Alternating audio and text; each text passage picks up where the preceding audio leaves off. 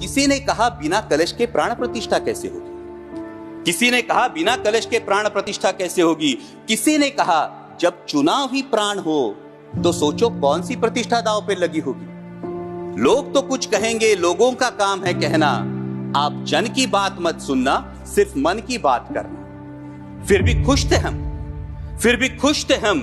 500 साल का सपना जो पूरा हो रहा था, हमारे अंदर का हिंदू भी पूरी तरह से जाग गया था।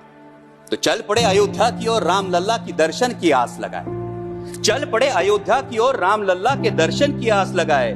जो सामने नजारा देखा वो देखकर दंग रह गए। वो 3 मंजिलें, 400 खंबे, 32 सीढ़ियां, जय श्री राम का नारा लगाते हुए हम सीढ़ियां चढ़ने लगे। राम लल्ला से क्या गुहार लगाए ये सोचने लगे। पहली सीढ़ी पर याद आई महंगाई, पहली सीढ़ी पर याद आई महंगाई, दूसरी पर देश में बढ़ती बेरोजगारी, तीसरी पर पत्रकारिता की चरण चुंबकता, चौथी पर सेंट्रल एजेंसीज की संदिग्ध भूमिका। हर सीढ़ी पर कुछ न कुछ याद आ रहा था, हर सीढ़ी पर कुछ न कुछ याद आ रहा था। कहीं 15 लाख का जुमला, कहीं किसानों का आक्रोश था, कहीं महिला कुश्तीगिरों की वेदना थी, कहीं सालाना 2 करोड़ रोजगारों का वादा था, कहीं बढ़ती सांप्रदायिकता थी, तो कहीं चुनिंदा पूंजीपतियों पर मेहरबान हमारी सरकार का चेहरा था। इस वास्तविकता ने झंझोड़ने के बाद, इस वास्तविकता ने झंझोड़ने के बाद भी हम अंधभक्तों की तरह चलते गए।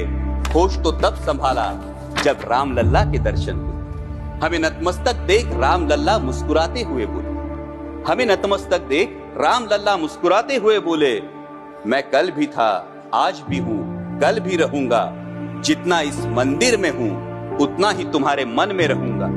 लेकिन याद रखना हमेशा, लेकिन याद रखना हमेशा, मैंने त्रेता युग में रामराज जलाया था, तुम कलयुग में जीते हो जहां संविधान ने गणराज जलाया है। धर्म समाज का किनारा जरूर है, धर्म समाज का किनारा जरूर है, लेकिन देश एक बहती धारा है। किनारे को धारा के बीच में लाया तो प्रवाह अड़ जाता है, प्रगति के पथ से हट जाता है। इसलिए धर्म का ठेकेदार नहीं, पहरेदार बनना चाहिए। इसलिए धर्म का ठेकेदार नहीं, पहरेदार बनना चाहिए। तुम रहो न रहो, वो रहे न रहे, ये देश रहना चाहिए, देश का संविधान रहना चाहिए, देश का लोकतंत्र रहना चाहिए, ये देश रहना चाहिए। जय हिंद, धन्यवाद।